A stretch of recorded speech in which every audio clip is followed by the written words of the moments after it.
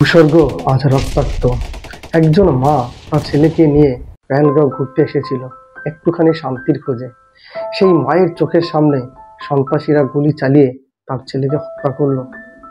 22শে April 2025, কাশ্মীরের শান্ত পাহাড়ি শহর। যা ঘটলো তা কোনো স্বাভাবিক ঘটনাই নয়। এটি ছিল পরিকল্পিত, নিষ্ঠুর ও পাকিস্তান সমর্থিত একটি জঙ্গি গোষ্ঠীর আক্রমণ।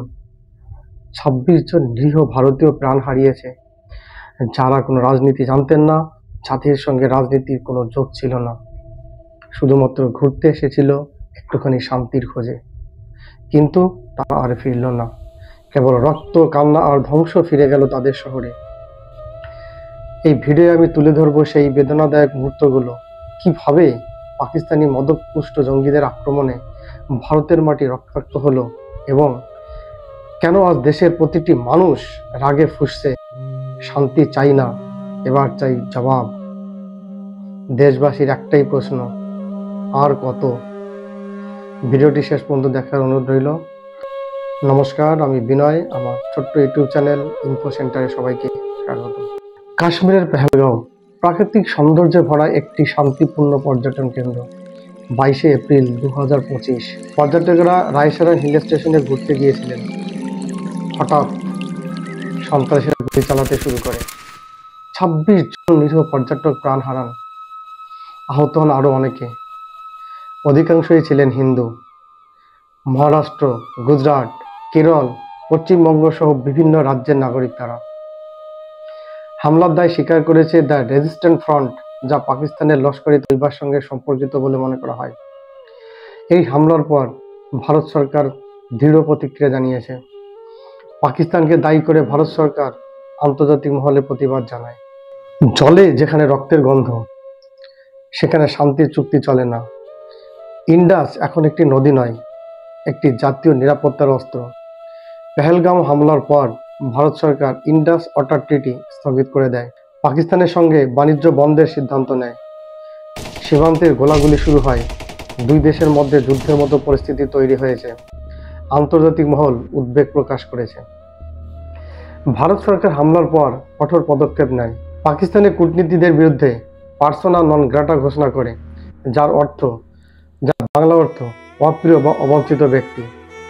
অর্থাৎ ধরুন, পাকিস্তানের দূতাবাসে একজন কর্মকর্তা, তিনি ভারতে পোস্টিং আছে আর ভারতের বিরুদ্ধে গুপ্তচর বৃদ্ধি করছেন, তখন ভারত সরকার তাকে পার্সোনা নন গ্রেটা ঘোষণা করে এবং তাকে বলা হয় যে 24 ঘন্টা আপনাকে সময় দেওয়া হলো, এই 24 ঘন্টার মধ্যে আপনি দেশ ছাড়বেন। ভারতের নিরাপত্তার ক্ষেত্রে কোনোভাবেই আপোষ নেই। পেহেলগাঁও হামলার রক্তাক্ত ছবি যখন সোশ্যাল মিডিয়ায় ছড়িয়ে পড়ে চারিদিকে, গোটা বিশ্ব স্তব্ধ হয়ে যায়। শিশুর নিথর দেহ, মায়ের কান্না, পুড়ে যাওয়া গাড়ি, এইসব দেখে নীরব থাকতে পারেনি পৃথিবীর কেউ। যুক্তরাষ্ট্র বলেছে, সন্ত্রাসবাদের বিরুদ্ধে ভারত আমাদের গুরুত্বপূর্ণ মিত্র রাষ্ট্র। এই হামলার জন্য দায়ী যাদের, তাদের বিরুদ্ধে কঠোর ব্যবস্থা নিতে আমরা ভারতের পাশে আছি। ফ্রান্স সরাসরি পাকিস্তানকে সতর্ক করে দিয়ে বলেছে, সন্ত্রাসের আশ্রয়দাতা দেশকে কোনো সভ্য সমাজ মেনে নেবে না। রাশিয়া বলেছে, এই হামলা দক্ষিণ এশিয়ার স্থিতিশীলতাকে হুমকির মুখে ফেলেছে। ইসরায়েল, ভারতের ঘনিষ্ঠ মিত্র, সরাসরি ঘোষণা করে বলেছে, ভারত যদি পাকিস্তানের বিরুদ্ধে অ্যাকশন নেয় তাহলে ইসরায়েল ভারতের পাশে আছে। জাতিসংঘ শান্তির জন্য চেষ্টা করে যাচ্ছে, তবে ভারত এতে সন্তুষ্ট নয়। যুদ্ধের মতো পরিস্থিতিতে দুই দেশের মধ্যে আলোচনার প্রয়োজনীয়তা বেড়ে গেছে। পেহেলগাঁও হামলার পর ভারত পাকিস্তান সম্পর্কে নতুন মোড় নিয়েছে। দুই দেশের মধ্যে উত্তেজনা বেড়েছে। আন্তর্জাতিক মহল শান্তির জন্য উদ্যোগ গ্রহণ করেছে, তবে দুই দেশের ভবিষ্যৎ কি হবে তা সময় বলবে।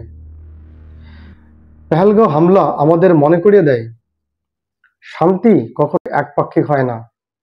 যখন আমাদের শিশু, মা, পর্যটকরা রক্তাক্ত হন, তখন কূটনৈতিক ভাষা যথেষ্ট নয়।